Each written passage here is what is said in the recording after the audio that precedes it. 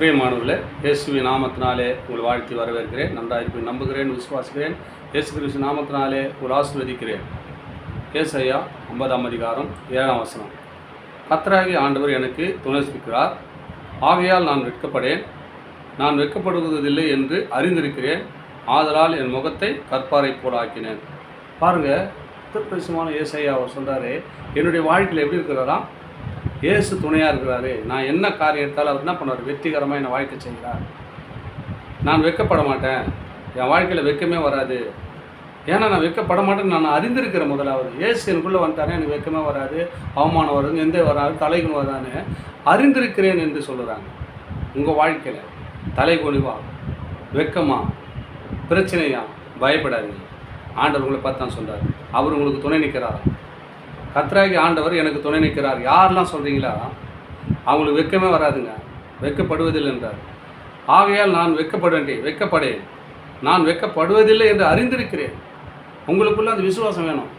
ஏசு எனக்குள்ளே இருக்கிறாரு, நான் இந்த இடத்துல வெட்கப்பட மாட்டேன். ஏன்னா எனக்குள்ளே இருக்கிற ஒரு பெரிய தேவன், அவர் அற்புதம் செய்யக்கூடிய, அடையாளம் செய்யக்கூடியவர். பூலோகத்தில் வந்து அற்புதம் அடையாளம் செய்தார். என் வாழ்க்கையில் வந்தாலும் என் வாழ்க்கையில் அற்புதம் அடையாளம் நடக்கும் என்று யாரெல்லாம் நம்புறீங்களோ உங்கள் வாழ்க்கையில் அவர் துணையாக நின்று அவர் வெட்கத்தை தூக்கி போட்டு உங்களை ஆசீர்வதிக்க அவர் வல்லவராக இருக்கிறாருங்க.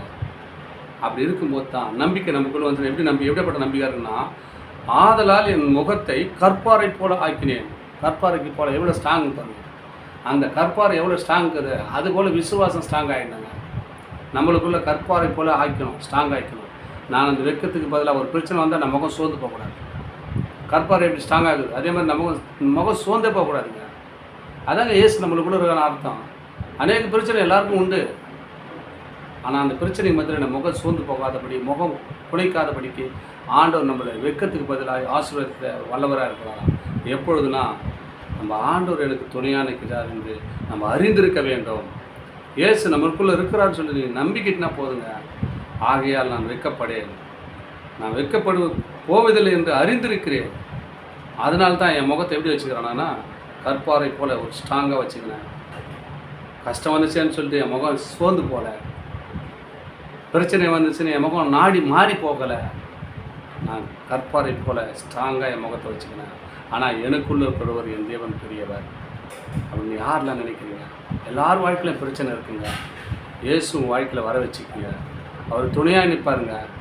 யாரெல்லாம் அவர் இயேசு கூப்பிட்றீங்களோ உங்கள் வாழ்க்கை துணியாக நின்று வெட்கத்தை எடுத்து போட்டு உங்களை அதிசயம் அற்புதம் செய்து உங்களை ஆசிரியக்க ஒரு வல்லவராக இருக்கிறார். Amen, amen. God plus.